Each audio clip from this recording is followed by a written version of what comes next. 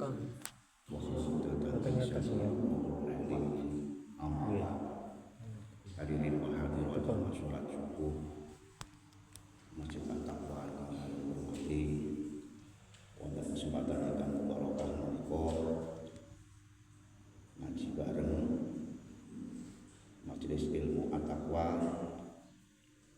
Wonten kesempatan ingkang barokah menika kita akan membahas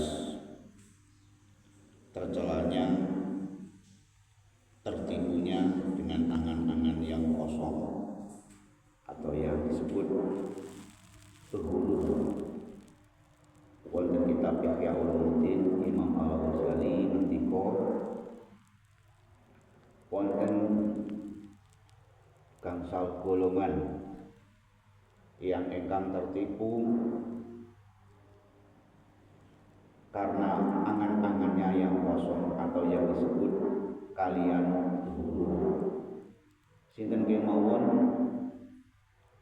5 golongan orang-orang yang tertipu dengan angan-angannya atau yang disebut dengan hulu. Nomor 9 inggih menika golonganipun para ulama. Kenging napa golongan ulama saged tertipu kalih angan-angannya yang kosong atau yang disebut dengan hulu? Padahal Allah mendika siapa di antara orang-orang yang takut kepada Allah hanyalah ulama. Namun ulama yang bagaimana?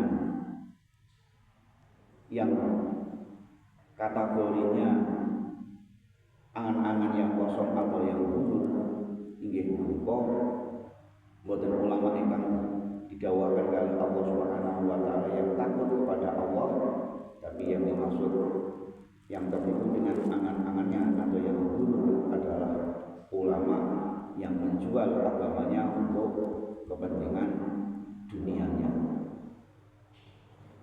Nah, ulama inilah nanti yang akan celaka di akhirat, karena Rasulullah Shallallahu Alaihi Wasallam mendika barang siapa hidup ini yang mengutamakan kepentingan tujuannya semata-mata dunia, maka akan celaka di akhirat. Dan sebaliknya, barang siapa yang hidup ini tujuannya untuk mengedepankan kepentingan akhirat, maka akan celaka hidupnya di dunia. Namun di antara kedua tujuan hidup dunia dan akhirat, bagi orang yang betul-betul beriman kalih Allah Subhanahu wa taala, memilih tujuan hidup di akhirat karena hidup di akhirat akan kekal abadi, dan yang mengutamakan tujuan hidupnya di dunia ini adalah fana, akan hancur. Itulah sabda Rasulullah sallallahu alaihi wasallam. Nomor 2, nomor kalih, sinten ingkang orang yang tertipu dengan angan-angannya yang kosong atau yang dinamakan kalian hurur inggih menika orang yang ahli ibadah. Kenging napa orang yang ahli ibadah tertipu kalian angan-angannya yang kosong atau yang disebut dengan hurur? Keranten orang yang ahli ibadah kalau wau ibadah inggih kangge kepentingan dunia, boten ikhlas karena Allah Subhanahu wa taala. Atau mungkin merasa hidupnya kalau wau ibadahnya itu sudah tergolong orang yang ahli surga, sehingga memudahkan menjustifikasi orang-orang yang ahli maksiat, merasa dirinya paling baik ahli surga, sehingga orang senang atau menjustifikasi orang lain seolah-olah ahli neraka. Hadirin wal hadirat jamaah salat subuh Masjid At-Taqwa dalam hormati. Pramila menika apabila kita ini ahli ibadah, sebagaimana seorang yang ahli ibadah Ibnu Hashim yang sekian tahun lamanya beribadah merasa dirinya ahli surga, ternyata kategori golongan dicatat orang yang ahli neraka. Kenapa Ibnu Hasyim yang ahli ibadah masih tercatat di golongan orang yang ahli neraka? Karena semata-mata ibadahnya itu hanya meraih surga dan tidak mau tahu tetangganya, saudaranya, dan tidak mau dengan sosial dengan masyarakatnya, hanya ahli ibadah saja. Kemudian yang ketiga, siapakah golongan orang-orang yang tertipu dengan angan-angannya yang kosong atau buruk? Yaitu orang yang sufi, merasa dirinya sudah mencapai tingkatan makrifat, sudah bertemu dengan Allah Subhanahu wa taala, bahkan merasa dirinya sudah mencapai tingkatan makrifat, melupakan syariahnya, melupakan sholatnya dan ibadah yang lainnya. Padahal belum sampai kepada Allah, sudah merasa dirinya itu sudah sampai kepada Allah atau makrifat.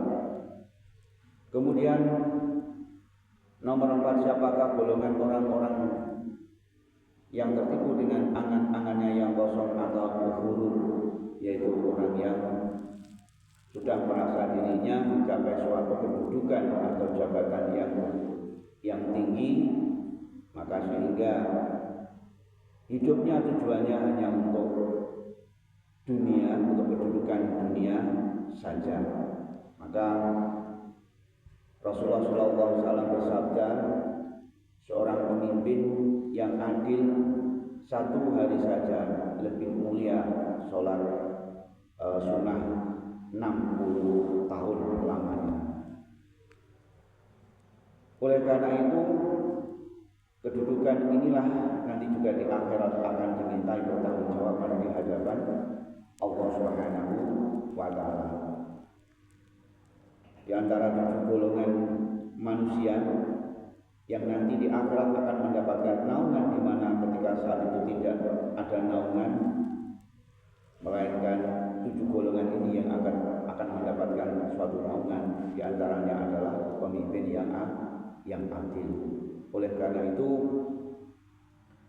kedudukan tidak usah diperebutkan sampai dengan cara-cara yang kurang bagus, sehingga nanti kalau tidak bisa mempertanggungjawabkan di hadapan Allah Subhanahu wa taala, maka nantinya akan Allah masukkan ke dalam neraka. Jadikanlah suatu pemimpinan untuk menjadikan orang-orang yang beriman bertakwa kepada Allah Subhanahu wa taala.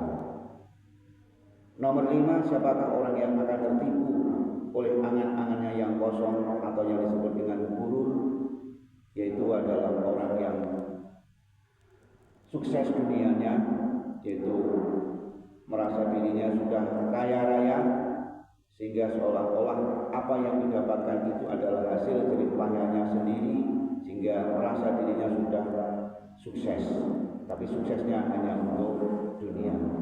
Namun zaman Rasulullah SAW ada seorang sahabat yang kaya raya yang bernama Abdurrahman bin Auf. Matur kalian Rasulullah, ya Allah, bagaimana saya menjadi orang kaya nanti kalau dihisab paling akhir sendiri? Maka Rasulullah bersabda, Abdurrahman bin Auf dijamin surga oleh Allah Subhanahu wa taala karena kekayaannya diperuntukkan untuk perjuangan lillahi kalimatillah, untuk menegakkan syiar agama Islam. Jadikanlah harta kekayaan sebagai ad-dunya, jadikanlah dunia sebagai ladang untuk beramal. Ad-dunya mazra'atul akhirah, jadikanlah dunia, apa yang kita dapatkan dunia ini, untuk ladang negeri akhirat. Itulah di antara 5 golongan orang yang tertipu oleh angan-angannya yang kosong atau orang yang ghurur. Demikian apa yang dalam sampaikan, mudah-mudahan ada guna dan manfaatnya, dan apabila ada kekurangan, kesalahan, kurang berkenan wonten manfaatnya dengan sedaya dalam yang agung samudra kala sami wa minkum. Wassalamualaikum warahmatullahi wabarakatuh.